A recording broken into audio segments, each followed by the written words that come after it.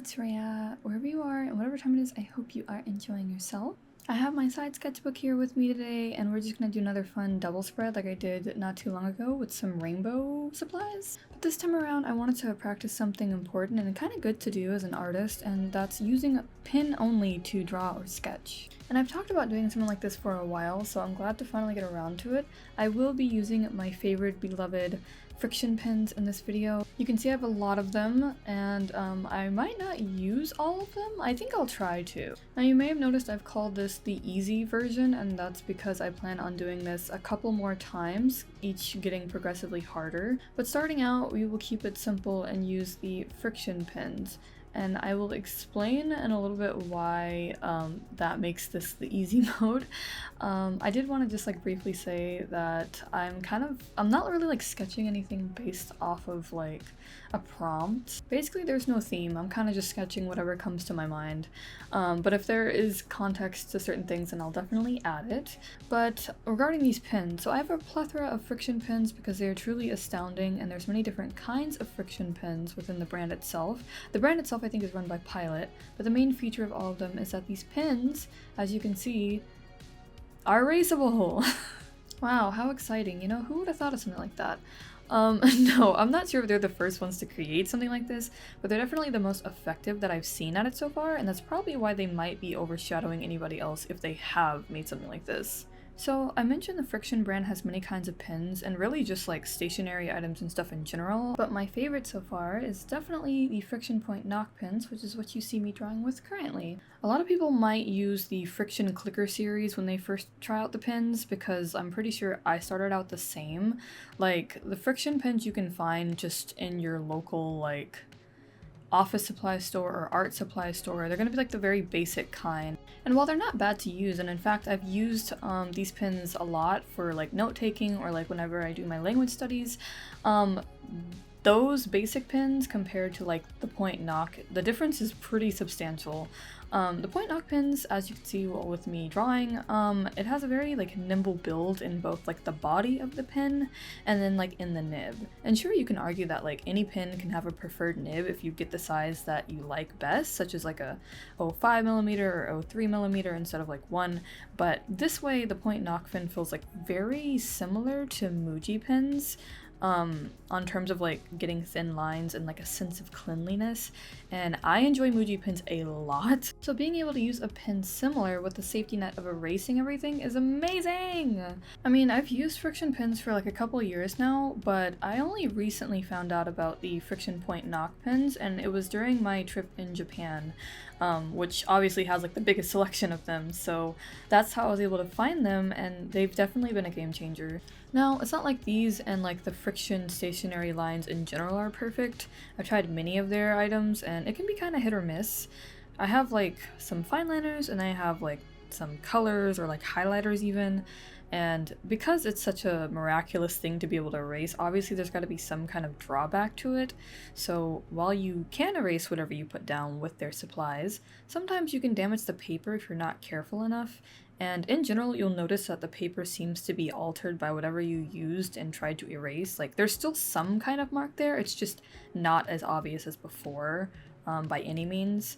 So there's been some situations where I've erased so many times that whenever I try to like draw something again in that area, the ink won't place down because something about the erasing has made it like undrawable on anymore. I don't really know like the magic behind the erasing, and I don't really care to go above and beyond to discover like the science behind it, since I'm assuming it more or less has something to do with the brand name itself being like frixion, so the friction of that you do on rubbing down against the ink with the end is what erases, you know. Did I crack the code? So yes, using these, you have to be gentle when you erase, and keep in mind the more you erase, the more chaotic the page might end up. Sometimes you can even like smear the ink and end up with like these unsettling dark spots that can't be fixed anymore, because that has definitely happened to me, unfortunately. But I've gotten better at knowing like how gentle to erase and things like that. And really and truly, one benefit about these supplies too is that because all the ends are kind of similar, like they're that kind of like rubber nib on the end of the pen, and so like you can erase different kinds of friction products with the same end. At least I've done it before and it's worked, so that's one thing to keep in mind. But yeah, when you erase, you want to do it like gently. You don't want to like, and you also need to let it dry first too. I feel like I should say that too, because like if it doesn't dry and you go to like rub it, it's just gonna smear, and then that's usually how you get those dark spots. And this sketch that I currently am working on, you'll see I erase a ton here, and I don't I don't leave anything out. You're gonna see the entire process of me like trying to figure out what anatomy is and how to like fix this pose. And it just really goes to show like the versatility. So while you can probably see like maybe like there's faint little marks at where the drawing was before and like versus where I end up changing it afterwards, but it's not really something that distracting to me. Like it's not really something I notice at a glance. And if it comes with the benefit of me being able to erase my mistakes, then hey. But the other downside is that these aren't as strongly opaque as other pens are. Like, they lack a solid, vibrant look. And what I mean by that is when the ink is wet, it might look like sharp and truly saturated, but whenever it dries, it looks a little bit more underwhelming.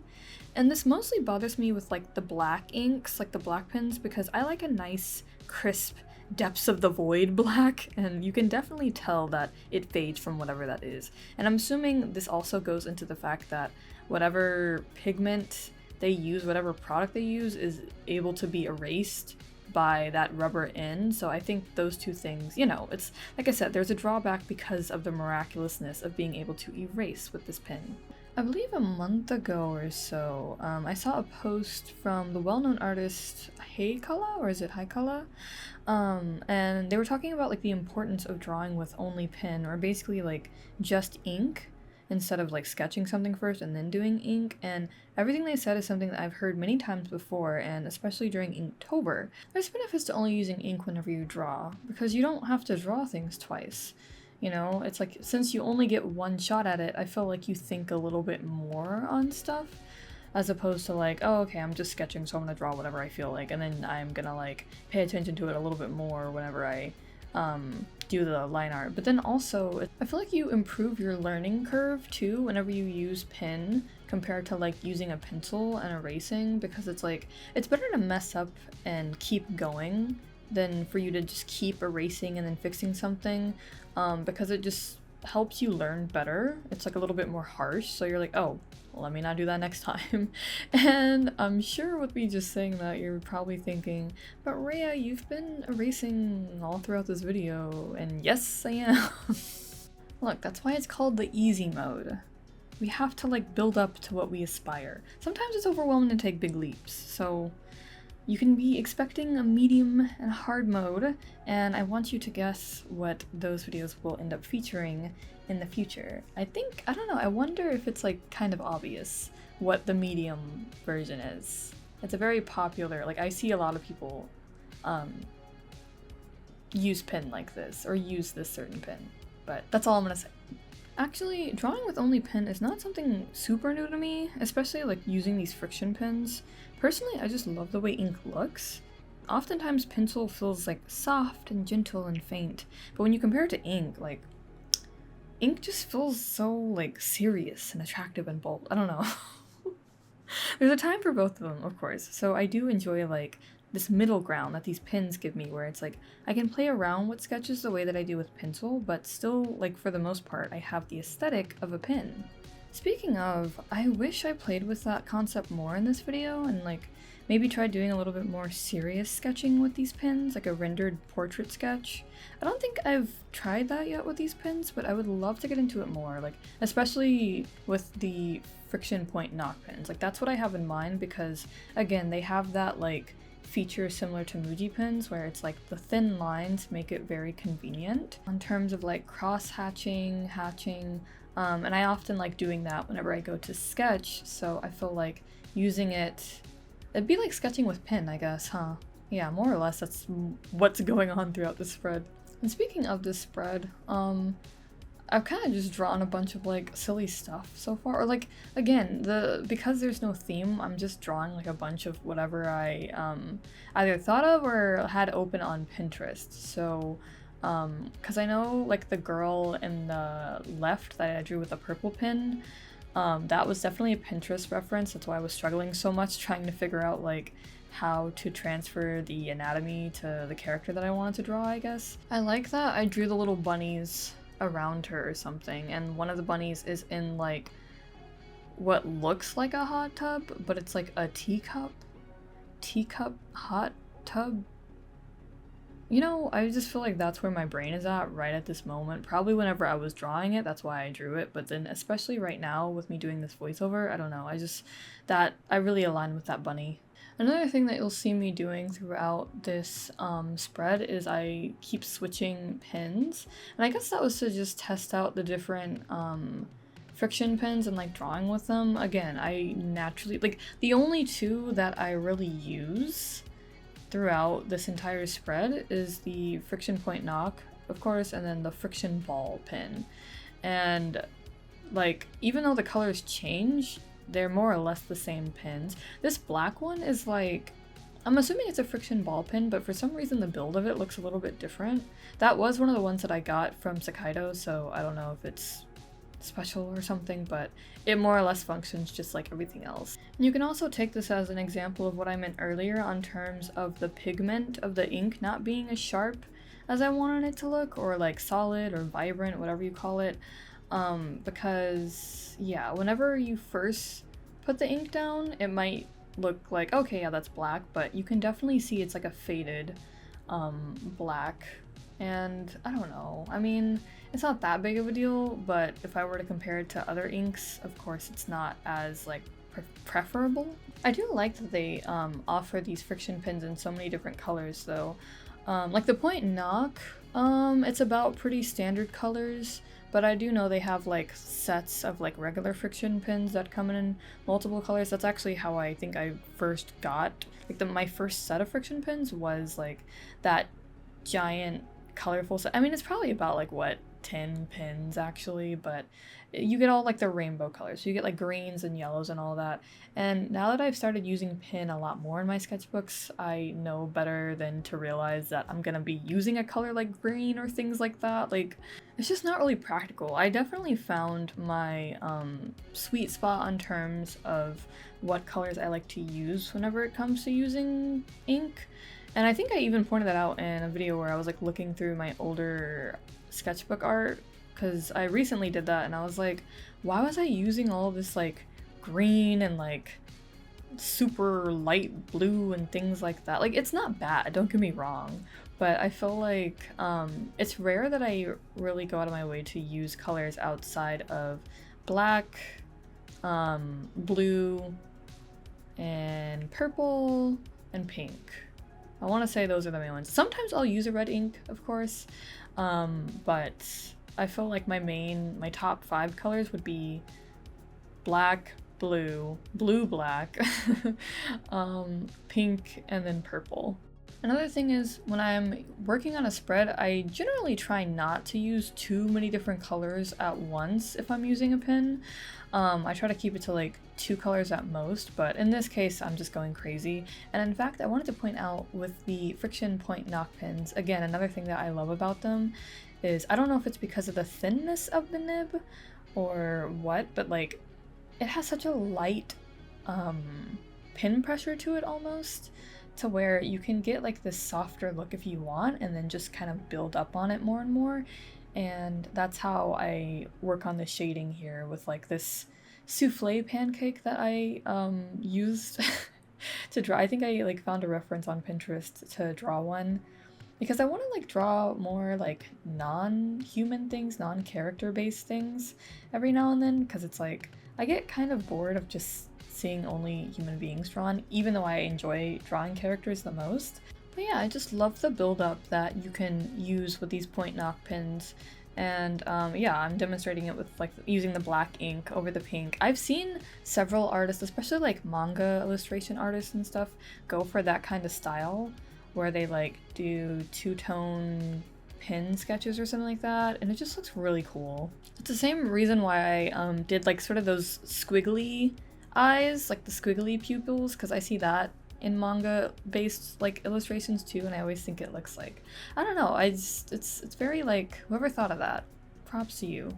And so now we're getting to the final sketches of this like spread, and I believe I slow it down just a little bit more here because I was thinking of doing it real time, but I also didn't want this video to be like over 30 minutes. I don't know, if I can't stand looking at myself do real time sketching, then I don't think anybody else can. Let me know if I'm wrong, but at this point in time I was like, it's fine, because it's still like slow enough for you to see what I'm doing, but fast enough to where it doesn't feel like you're watching paint dry. But this final sketch is a Pinterest reference that I saw and decided to turn into a drawing of two of my OCs. The one on the right with her arms crossed is going to be a character you guys have probably seen before. It is my beloved character Lilith. She's kind of like, again, she has like a very vampire-esque like vibe to her. She really might just be one at this point. I don't know. I keep forgetting my own lore. And then on the left is her duo of this cat girl, and her name is, I've been debating. I'm kind of glad that I'm even getting close enough to like thinking about names to begin with, but I've been debating if I should either name her Milty or Roji, and I like Roji better because it just sounds cuter, but there's a reason why I chose these names, and do I want to get into the lore? Do I? Oh gosh. Oh, I don't know. We still have to talk about pin stuff maybe. I don't know. Actually, the only other thing that I felt like bringing up, to be honest, is I'm trying to figure out what coloring approach I want to use whenever I sketch with these pens. I will say I'm very grateful that these pens seem to go decently with most of the mediums I use to color. So like if I want to try watercolors, they hold out fine, and then if I want to use alcohol markers, they'll tolerate it for the most part. It really, with that one, it depends on like how dry they are and then how much pen I put down.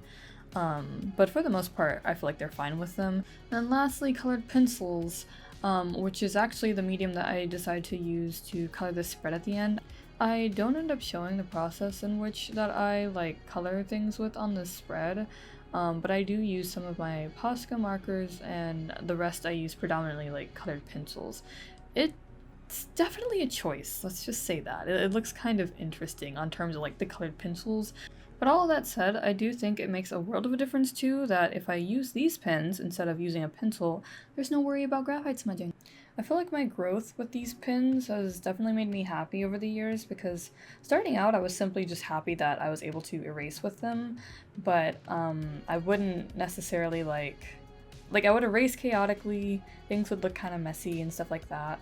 So the fact that I've gotten to the point where I can just kind of, like these are my go-to pens to sketch with, it makes me very happy, because I feel like there's not often a lot of supplies that I feel super strongly about where I'm like, oh, this is like a must, but based off of how often I take these with me, like on the go or things like that, it's my number one pin to go to. Well, specifically the friction point knock pins, but and those actually, if you're looking for them, I guess I've seen, apparently they're available at like a Staples maybe, or like an Office Depot, which again, that would make sense. For some reason, I keep forgetting that pins are geared towards people who write, you know, like it's mostly a stationary thing, not necessarily like an artist thing. Because for artists, I feel like when pins and stuff are geared towards us, it's more like through fine liners, whereas whenever there's just pins like Frixion or like Pilot G2 pins, they're mostly talking about writing. So all of that said, these work great for drawing, and I very much enjoyed them. So I definitely recommend trying them out if you'd like. I mean, it's definitely not sponsored by any means, but I do enjoy using the friction point knock pin specifically, and if you're looking for some kind of like extra supply to like spice up your sketching, then by all means. You might be able to like find them on Amazon, because I think that's where I recently ordered like the pack of them. So if I can, I'll go ahead and like leave a link to that in the description. But otherwise, I mean, hey, just drawing with pen in general, there's a lot to learn from it, and I'm excited to continue this series of like using only pen to draw. And who knows, it might trickle into Inktober, but let me know if there's any pins that you're looking forward to me potentially using in the future or things like that. Other than that, I am about to dip, because I have many other videos to probably like edit and catch up on. Since we're at the end, I'm not going to go too much into the chaos that has been happening, but I'm hopefully back and able to continue working on things and showing new art. So, with all of that said, thank you guys so much for watching today's video. If you enjoyed your time here today, you can let me know by leaving a like. If you're interested to see more of my content, you can always check out my other videos and subscribe. For reference, if you're new, I am Rhea, or Etheria, and I like making art and art-related content on my channel. I do try to post weekly videos, but if you'd like more timely updates, you can always check out my other social media linked in the description and also at the end of the video. And you might want to move quick because you never know if I'm gonna just disappear and go off grid. But until next time, once again, thank you guys so much for watching and wish you a nice rest of your day and week. Take care.